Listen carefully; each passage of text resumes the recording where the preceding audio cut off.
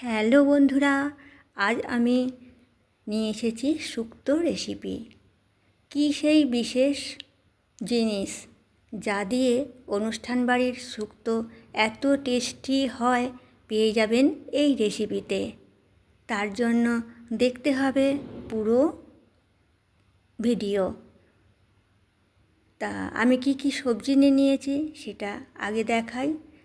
নিয়েছি বিনস, পেঁপে, উচ্ছে, সজনে ডাঁটা আমি লম্বা লম্বা করে কেটেছি, গাজর আছে, বেগুন, কাঁচকলা, আলু, সমস্ত সবজি একদম লম্বা লম্বা করে কেটে আর ধুয়ে আমি জায়গায় রেডি করে রেখে দিয়েছি। আর এর জন্য পুরো রেসিপিটা তোমরা দেখো, তাহলেই বুঝতে পারবে আমি কিভাবে স্টেপ বাই স্টেপ শুক্তো রান্না করছি। প্রথমে আমি একটা কড়াই বসিয়ে দিয়েছি আর একটা মশলা তৈরি করে নিচ্ছি। এর মধ্যে আছে 1 চামচ 5 ফোড়ন, আছে পোস্ত 1 চামচ আর সর্ষে, কালো সর্ষে দিয়েছি, তাতে ঝাঁঝ খুব সুন্দর হয়। খুব অল্প করে একটু নেড়ে নিলাম। যখনই একটু চটপট করে শব্দ ওঠে সেই সময়ই আমি গ্যাসের ফ্লেম অফ করে দিয়েছি, দিয়ে নামিয়ে নিয়েছি। এখন ওটা একটু ঠান্ডা হোক। আর এদিকে আমি কড়াইয়ে তেল গরম করে নিয়েছি। প্রথমেই ভেজে নিচ্ছি বড়ি। শুক্তোয় বড়ি ছাড়া একদম চলবে না, তাই বড়িটা আমি এই যে লাল করে ভেজে নিলাম। এরপর ভেজে নিচ্ছি কাঁচকলা। কাঁচকলাও লাল লাল করে ভাজা হয়ে গেছে আর তার সাথে বেগুনটাও দিয়ে দিয়েছি। এখন কিন্তু আমি এটা ঢাকা দিয়ে ভাজবো না, ঢাকা দিলে বেগুন তেল টেনে নেবে। তুলে নিলাম। এখন ভেজে নিচ্ছি উচ্ছে আর দিয়ে দিয়েছি হলুদের গুঁড়ো অল্প করে, তাতে কালারটা ভাজার সময় খুব সুন্দর হবে। আর একটু লাল লাল করে ভাজলে তেতো ভাবটাও চলে যাবে, তাই লাল লাল করে ভেজে নিলাম। এবার সজনে ডাঁটা একটু অল্প করে ভেজে নিচ্ছি, কারণ ভেজে নিলে এর স্বাদটাও বাড়বে। তো আমার সজনে ডাঁটাও ভাজা হয়ে গেছে। এবার সজনে ডাঁটা তুলে নিচ্ছি। আছে এবার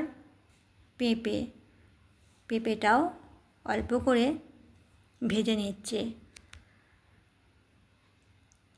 সমস্ত সবজিগুলোই এক এক করে আমি ভেজে নিচ্ছি। হয়ে গেছে আমার পেঁপেটা। এরপর তুলে নিচ্ছি আর সামান্য হলুদ দিয়ে সব জিনিসগুলি ভাজছি, তাতে কালার খুব সুন্দর হবে। তা দেখো পেঁপেগুলো এই অবস্থায় তুলে নিলাম। এবার কড়াইয়ে দিয়ে দিয়েছি গাজরটাও ভাজা হয়ে গেছে আর এদিকে বিনসটাও দিয়ে দিয়েছি। সব কিছুই অল্প করে নেড়ে নিলাম, তাতে কাঁচা গন্ধগুলো সবজির চলে যাবে। এবার দিয়ে দিচ্ছি আলুটাও আমি একটু লাল করে ভেজে নেব।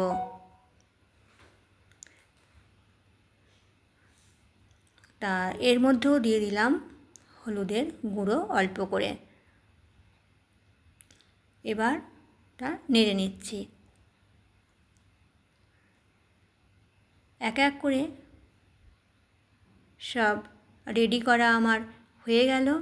এবারে আমি একটা অন্য কড়াই নিয়েছি আর তার মধ্যে আমি দিয়েছিলাম তেলের মধ্যে ফোড়নে দিয়েছিলাম 1 চামচ 5 ফোড়ন, 2টো তেজপাতা, একটা শুকনো লঙ্কা।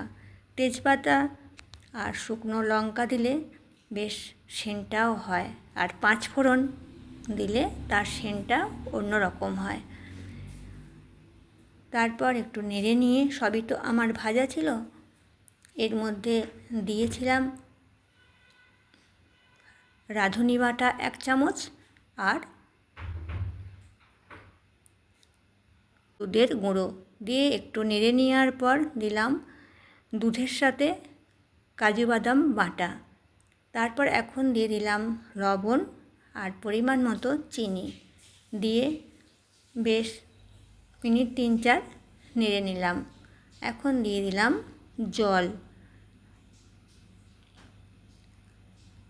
পরিমাণ মতো জল দিয়ে দিয়েছি। এখন দিয়ে দিচ্ছি বড়ি, দিয়ে ভালো করে নাড়িয়ে নিলাম। এরপর একটা ঢাকা দিয়ে দিচ্ছি কিছুক্ষণের জন্য। ফিরে আসছি মিনিট 5-7 পরে। তা এসে গেছি, ঢাকনা খুলে দিলাম আর দেখি কেমন হয়েছে। তা আমার হয়েই গেছে। আর সব জিনিসই ভাজার সময় 60% আমার সিদ্ধই হয়ে গিয়েছিল। এখন এবার দিয়ে দিচ্ছি সজনে ডাঁটা, বেগুন, কারণ এগুলো ভাজার সময় সিদ্ধ হয়েই ছিল আর আগে থেকে দিয়ে দিলে গলে যাবে। তাই আলু, পেঁপে, গাজর এগুলো সিদ্ধ হওয়ার পর দিচ্ছি। দিয়ে দিলাম। এবার ভালো করে একটু নাড়িয়ে দিলাম আলতো হাতে, দিয়ে আবার একটা ঢাকা দিয়ে দিলাম। তাতে সজনে ডাঁটাগুলো নরম হয়ে যাবে তাড়াতাড়ি। ঢাকনা খুলে দিলাম। বেশ সুন্দর টকবক করে ফুটছে। আর রাঁধুনি বাটা যেহেতু দিয়েছি তাই বেশ সুন্দর সেন্ট এসছে। এখন দিয়ে দিলাম সামান্য করে আর একটু লবণ, কারণ লবণটা একটু কম হয়েছিল আমার মনে হয়েছে, সেই জন্য দিয়ে ভালো করে নাড়িয়ে নিচ্ছি। আর শুক্তোতে রাঁধুনি বাটা ছাড়া ভালো টেস্ট আসে না। বেশ সুন্দর ফুটে গেছে। এরপর আমি দিয়ে দিচ্ছি শেষে উচ্ছে ভাজা। এগুলো যদি আগে থেকে দেওয়া হয় তাহলে তেঁতো হয়ে যায়, তাই এই সময় দিয়ে দিলাম। তাতে উচ্ছেগুলো বেশ সতেজও থাকবে আর টেস্টও হবে। ডাঁটাও খুব সুন্দর সিদ্ধ হয়ে গেছে, আলুও খুব সুন্দর সিদ্ধ হয়ে গেছে। ব্যাস, আর আমি গ্যাসের ফ্লেমটাও এখন অফ করে দিয়েছি। আমি দেখিয়ে দিচ্ছি সমস্ত সবজিগুলোই সিদ্ধ হয়ে গেছে, খুন্তির সাহায্যে কেটে দেখালাম। এরপর আমি দিয়ে দিচ্ছি শেষে যে জিনিসটা দেবো বলেছিলাম, দুটো জিনিস দেব। দিয়ে দিলাম গাওয়া ঘি। আমি ঘি দিলাম 2 চামচ। আর এরপর দেব যে ভাজা মশলা আমি রেখেছিলাম সেটা গুঁড়িয়ে নিয়েছি, এই যে সেটা এখন দিয়ে দিলাম। এতে টেস্ট খুব সুন্দর হয়। এরপর আমি এটা একটা সার্ভিং পাত্র নিয়ে আমি আজারে নিচ্ছি। আর দেখো কত সুন্দর হয়েছে, একদম পারফেক্ট শুক্তো, অনুষ্ঠান বাড়ির মতো। এটা ভাতের সাথে, রুটি পরোটার সাথেও খুব ভালো লাগবে। তারপর খুন্তি করে সমস্তটা নাড়িয়ে নিয়েছিলাম, নিয়ে এখন এই যে জায়গায় ঢেলে নিয়েছি। আর ওপর থেকে আরও একটু মশলা গুঁড়ো ছড়িয়ে দিলাম, যে মশলাটা ভেজে তৈরি করেছি। এতে টেস্ট খুবই সুন্দর হবে। তা দেখো কেমন লাগলো আমাকে অবশ্যই কমেন্ট করে জানিও। আর ভালো লাগলে আর এরকম রেসিপি পেতে আমার চ্যানেলটি সাবস্ক্রাইব করে লাইক, কমেন্ট, শেয়ার করে পাশে থেকো। দেখো কত সুন্দর লাগছে। আর সত্যি বলতে কি খুবই সুন্দরই হয়েছিল টেস্ট। আজ তাহলে আসি।